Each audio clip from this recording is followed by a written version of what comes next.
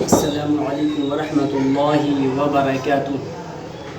मैं आज आप लोगों के सामने क्या कहूँ, कुछ ऐसे वीडियो लेकर आया हूँ जो मजबूर होकर कहना पड़ रहा है आप लोगों के सामने कि हम लोग ज़िंदगी तो गुजार रहे हैं, लेकिन ज़िंदगी किस तरह गुजारना चाहिए वो तो सीखे नहीं।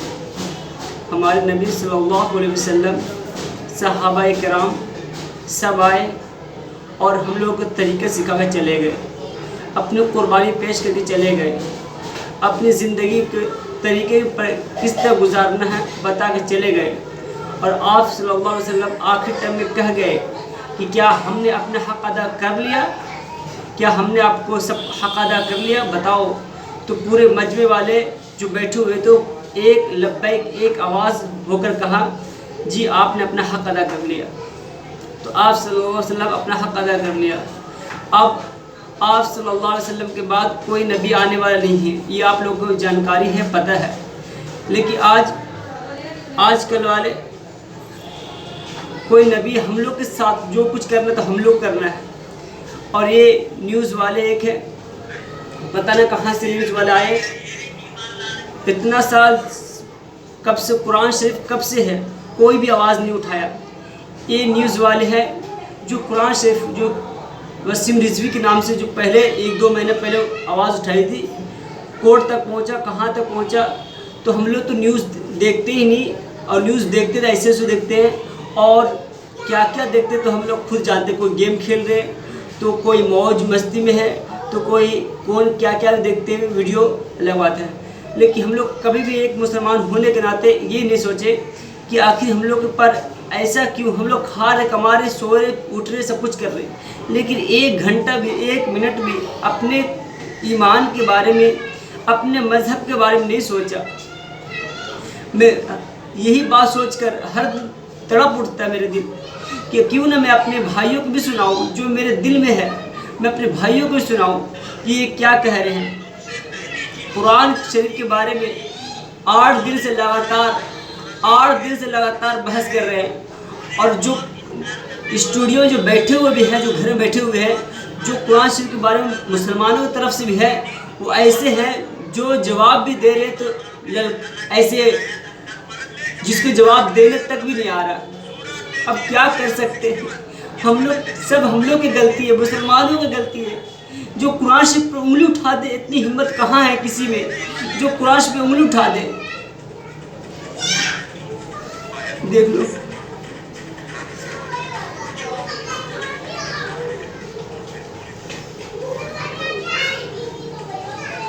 कुरान शरीफ पे बदलने की 26 आयत को बदलने की कोशिश कर रहे हैं। ये किसी इन लोग की गलती नहीं है, हम लोग की गलती है, जो हम लोग कुरान शरीफ को जानने नहीं, पढ़े नहीं, सीखे नहीं।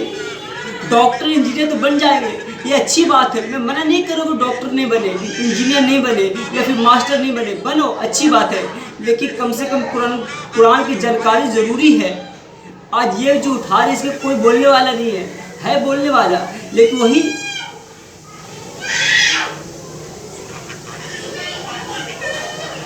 26 आयत को निकालने की कोशिश कर रहे हैं। और कुरान शरीफ आपको पता है कब से है, 1400 साल पहले से भी चला आ रहा है, कोई उंगली तक नहीं उठाया। अब ये उंगली उठाया। कुरान शरीफ मज़हब के ऊपर तो आया, बहुत सारे तकालीफ आए, बर्दाश्त किए, बहुत सारे आए, लेकिन कुरान शरीफ पर कोई अभी तक कुरान शरीफ पर एक नहीं कि ये गलत है, ये गलत है।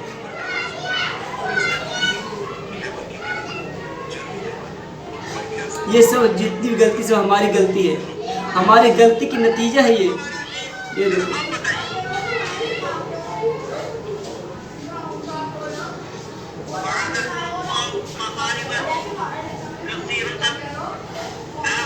ये कुरान शरीफ पढ़ रहे तफसीर, जिसे अल्हम्दुलिल्लाह में अच्छी तरह नहीं था, अल्हम्दुलिल्लाह सूरह फातिहा का तर्जुमा अच्छी तरह याद नहीं है, समझ नहीं है, तफसीर के अंदर नहीं गए, वो कुरान शरीफ की आयतों को बता रहे हैं। ये है, ये पढ़ रहे हैं कुरान शरीफ, पढ़ने का तरीका देखो, इनको सुन लो। इसे क्या पता कुरान के बारे में। बोले कि दिल्ली की जाम मस्जिद के शेखुल हदीस को बोले, ये बोले किसी को, ये न्यूज़ वाले बता रहे हैं। कुरान शरीफ पढ़ रहे हैं किस तरह टुक टुक के। ये जो कुरान शरीफ पढ़ने नहीं आ रहे तो इसे तर्जमा तफसीर कहाँ से आ जाएंगे, इसके माने वर्ड माने मीनिंग कैसे पता चलेंगे इसको।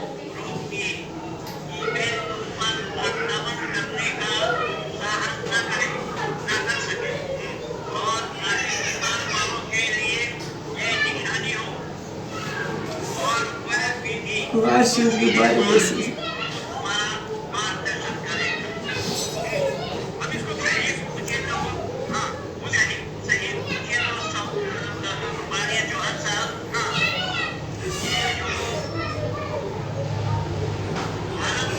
मुसलमान से हमारी ये कुरान शरीफ के बारे में इतना औकात इनकी कहाँ है जो कुरान शरीफ के बारे में उंगली उठा दे और बात कर ले।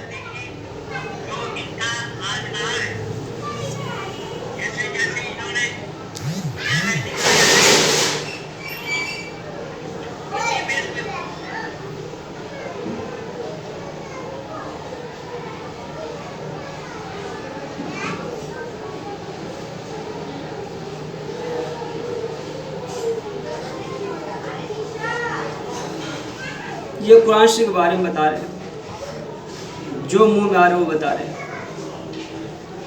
अब मैं आपको सामने अपनी दिखाता हूँ तफसीर।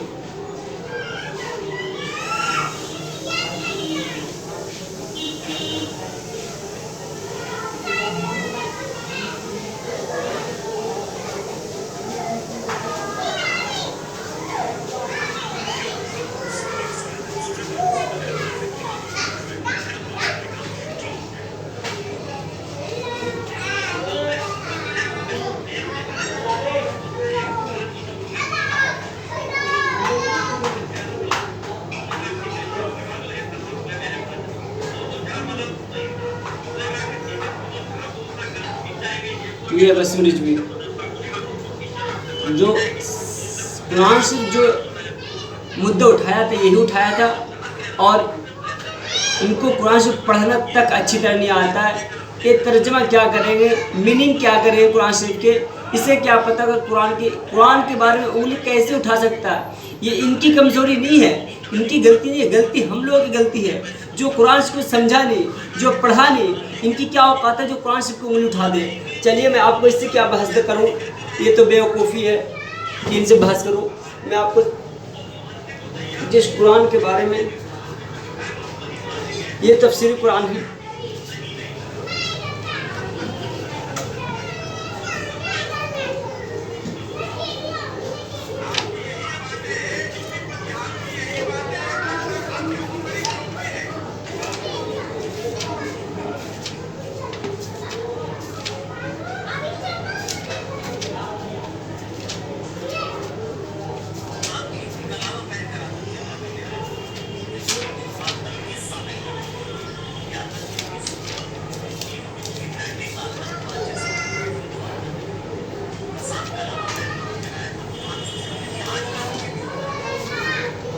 ये आयत आपको दिख रहा होगा। मैं आपको इस आयत को फोटो डाल दूंगा, समझा दूंगा क्या क्या है कौन सी आयत में। ये देखो, ये है मलऊनीन वाली। इस आयत पे ये तफसीर कर रहे हैं, इनको पता भी नहीं बिल्कुल भी क्या चीज़ है क्या नहीं है। इनके तर्जुमे सुना देता हूँ।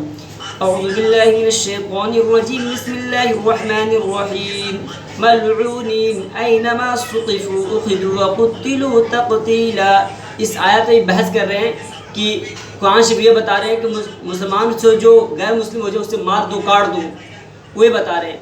तर्जमा है, लेकिन इस तर्जमा की तफसीर क्या है ये बता देता हूँ। उन पर फटकार बरसा दी जाए, उन पर फटकार बरसा दी जाए, बद्दुआ दे दी जाए। जो मुसलमान से गैर मुस्लिम बद्दुआ देने की, मार काटने के लिए जहाँ भी मिले पकड़े जाए और खूब टुकड़े टुकड़े कर दिया जाए। और उनकी तफसीर में देखो क्या तफसीर है। ये हुक्म नहीं कि उनके पकड़ कर मार डाला जाए। ये हुक्म नहीं है कि उनको पकड़ कर मार डाला जाए, बल्कि ये बद्दुआ के है। ये जो है उनको हलाक हो जाए, बर्बाद हो जाए, ये बद्दुआ होती है, ये बद्दुआ की है। अगर वो अपने निफाक और हरकतों से बाज ना आए तो उनकी हयात इबरतनाक हश्र होगा। क़यामत में जो हश्र होगा बहुत ख़तरनाक होगा। उसके लिए बद्दुआ, जो गैर मुस्लिम हो जाए उसके लिए बद्दुआ के लिए बोला है। ये इसमें बद्दुआ किया है कि हाँ भाई गैर मुस्लिम क्यों हो गया, ये इसके लिए ये हुक्म है कि लेकिन ये मुनाफिक नुज़ूल पहले के लिए, जो पहले मुनाफिक बहुत ज़्यादा जुल्म करते, हद से ज़्यादा जुल्म मुसलमानों पर करते थे, उसी लिए ये आयत उतरी थी। अपनी हरकतों से बाज आ गए, लेकिन ये मुनाफिक नुज़ूल आयत के बाद अपनी हरकतों से बाज, इस आयत पर होने के बाद जब इस आयत उतरी, जब इस आयत पर अमल करने लगे लोग कि हाँ समझदार होने लगे कि इस आयत का तर्जुमा ये है कि बद्दुआ, अब बद्दुआ उन लोगों को भी, काफिरों को डर था कि अगर बद्दुआ करते हो तो हम लोग हलाक हो जाएंगे, इसलिए ये खिलाफ कार्रवाई नहीं की गई, जिसका हुक्म इस आयत में दिया गया है। ये है जो जितना भी है फटकार है, झुटकार है, हलाकत है। हलाकत के माने मारना, मतलब हलाक हो, बर्बाद हो जाए, मर जाए, यही तो होता है। लेकिन तफसीर बयान इस तरह कर दिया है। ये तफसीर है सऊदी अरब के, हिंदुस्तान के नहीं, तफसीर सऊदी अरब के है, तफसीर कुरान। मैं बस आप लोग के सामने इतने सुनाना चाहता हूँ और ज़्यादा नहीं। आप इन लोगों को देखो,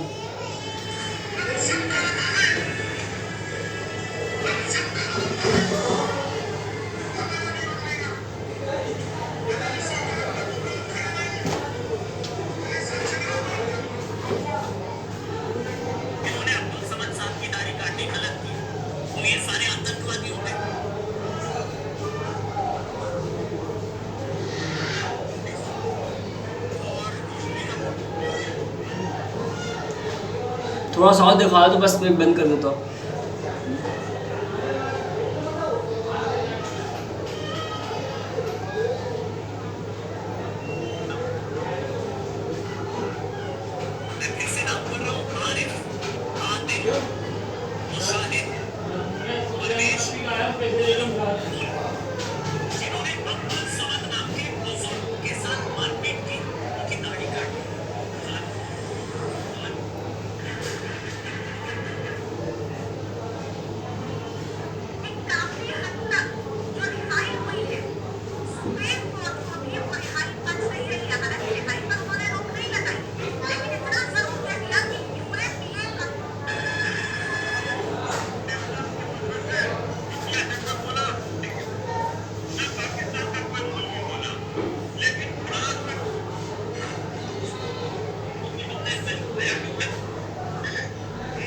ये देखो, यही मैं दिखाना चाहता हूँ कि 8 दिन से लगातार कुरान शरीफ पर बहस कर रहे हैं कि 26 आयतों को निकाला जाए कुरान शरीफ से। इसकी औकात है जो कुरान शरीफ से एक हर्फ भी निकाल दे, सुप्रीम कोर्ट तक जाएगा। तो सुप्रीम कोर्ट वाले अभी तो कुछ नहीं बोल रहे, ये आपस में इन लोग बहस कर रहे हैं कि आपस में जितना बहस करेंगे, जितना उछालेंगे उतना उछलेगा। मैं इन लोग को क्या कहूँ, गाली देना तो हमारी मज़हब है ही नहीं। मैं तो सबसे कमज़ोरी जो है, वो जो मैं सबसे बदतमीज़ समझता हूँ, गाली ही है। गाली नहीं दे सकते लोगों को, बस दुआ ही कर सकता हूँ कि अल्लाह ताला से हलाक से बचाए, बर्बादी से बचाए। बस अल्लाह ताला आप लोग भी अमल करें, कुरान से को जानें, पढ़ें अच्छी तरह। और इन लोग